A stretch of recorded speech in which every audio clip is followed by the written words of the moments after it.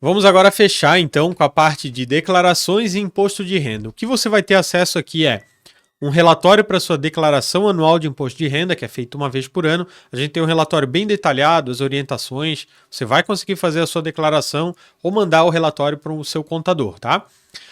Lembra, declarar não é pagar imposto de renda, a gente já vai falar sobre isso. Depois, além da parte da declaração anual, tem também a parte de imposto, já atualizado com a nova lei, tá? A lei que foi aprovada agora em dezembro de 2023, então a partir de janeiro de 2024 mudou algumas coisas de imposto de renda, a gente vai comentar aqui, tudo a partir da lei 14.754. 2023. Então, a partir de janeiro 24, todas as operações já entram na nova lei. A planilha, a plataforma aqui, desculpa, a plataforma está atualizada, né, para essa nova lei. E a parte da IN 188 também vai ter recurso aqui. Bom, o relatório para declaração anual de imposto de renda, você vai acessar ele através aqui desse botão. Não deixa de clicar nesse vídeo aqui, que é um vídeo onde eu entro lá no programa da declaração anual, pego o relatório, preencho, então ele é bem orientativo para você fazer a declaração.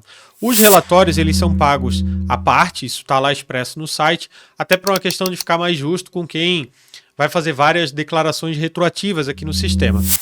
E o que eu falei antes, quando você declara, você não tem que pagar imposto de renda, tá? Para pagar imposto de renda existem alguns mecanismos, inclusive para você ficar isento de pagar.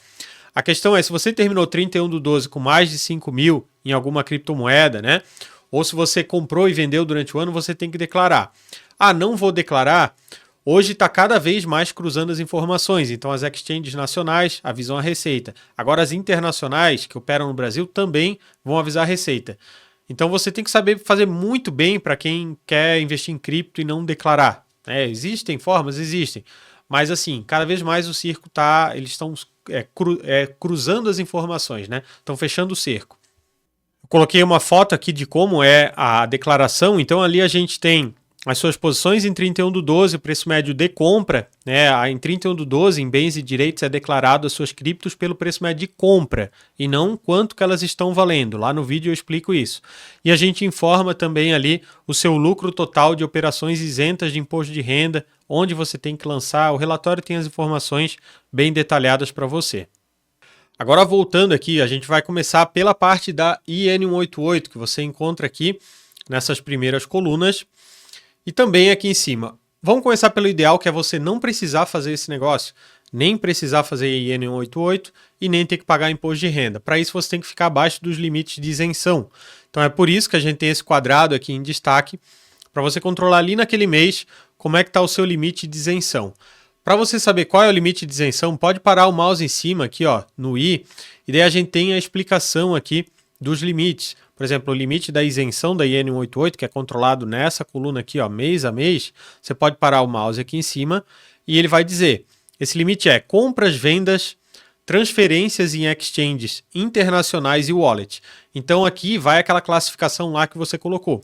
Tá? Então as transações que estiverem dentro daquelas carteiras vai registrar aqui o volume. Por exemplo, transferiu 10 mil reais em uma criptomoeda e depois vendeu ela. Naquele mês ali você movimentou 20 mil reais.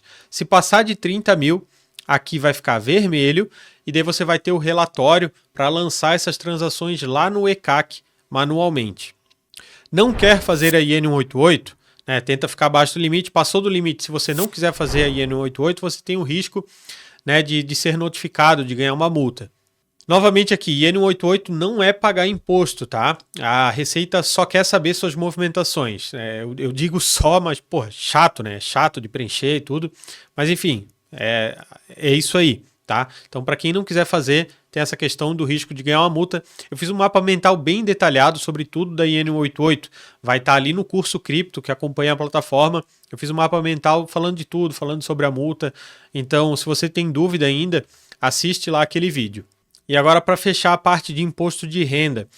A gente teve, então, a nova lei aprovada, a Lei 14.754, onde dividiu as transações que você faz em exchange nacional, possuem uma normativa. As transações que você faz em exchange internacional e o wallet, que ela considerou também, isso pode ser que mude no futuro, por enquanto é assim, também aqui em Exchange Internacional e Wallet a regra é diferente. Tá? Eu quero deixar um vídeo só sobre isso na área de membros, para quando você tiver dúvida, poder acessar, mas tem um resumo aqui, ó, para o mouse aqui, e a gente tentou exatamente comparar essas transações quando são feitas em nacional ou internacional.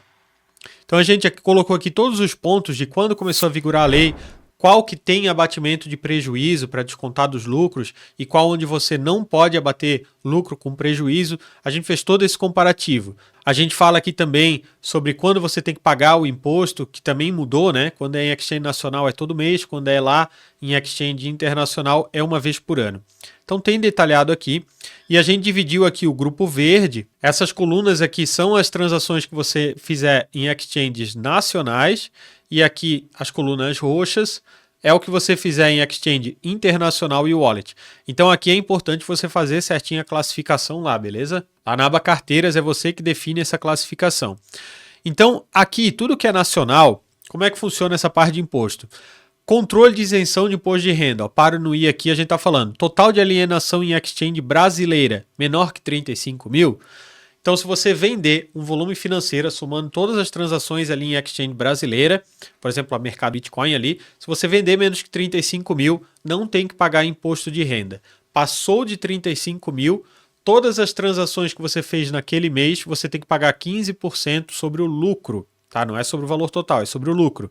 E não pode abater prejuízo. Então, fez 5 operações, só 2 deram lucro, não pode abater o prejuízo com o lucro. Exchanges nacionais é isso, beleza? Daí o sistema aqui vai acusar que você passou de 30 mil reais. Por exemplo aqui, ó, nesse mês 1 de 2023, passou de 30 mil reais. Então aqui vai ter o relatório do GCAP, tá? O GCAP também a gente é baratinho, mas enfim, a gente cobra por esse relatório que vai ter a lista ali das transações e vai ter um vídeo bem explicativo como você preenche o GCAP. Então tem um vídeo como você preenche lá o GCAP. E a DARF você tem que pagar aqui, nesse exemplo, até dia 28/2.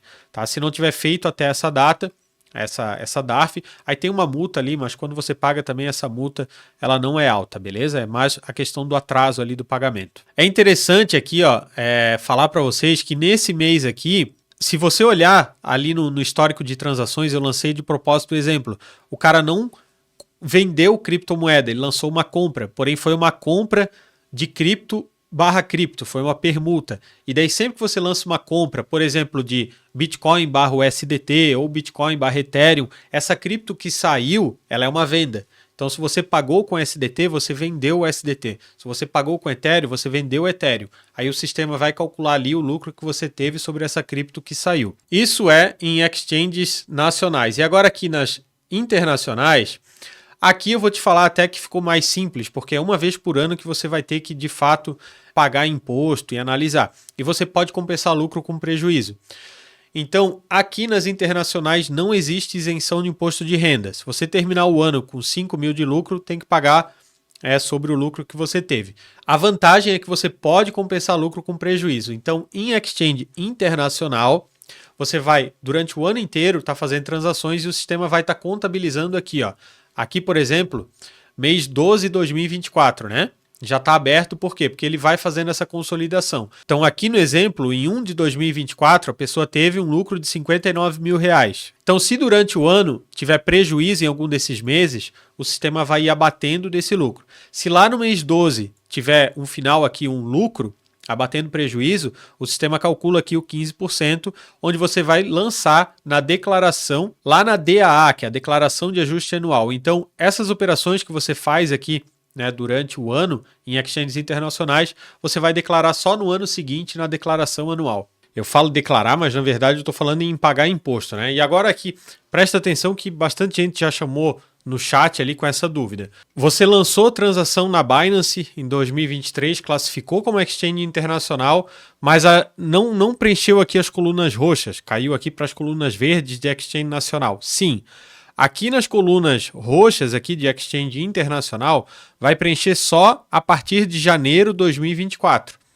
Por quê? Porque foi quando começou a vigorar essa lei de compensação, lucro, prejuízo. Então, todas as transações que você lançou aqui no sistema como exchange internacional e que foram feitas antes de dezembro de de 2023, todas elas vão cair aqui nas colunas verdes, junto com as transações em exchanges nacionais, porque essa era a normativa para geral até então.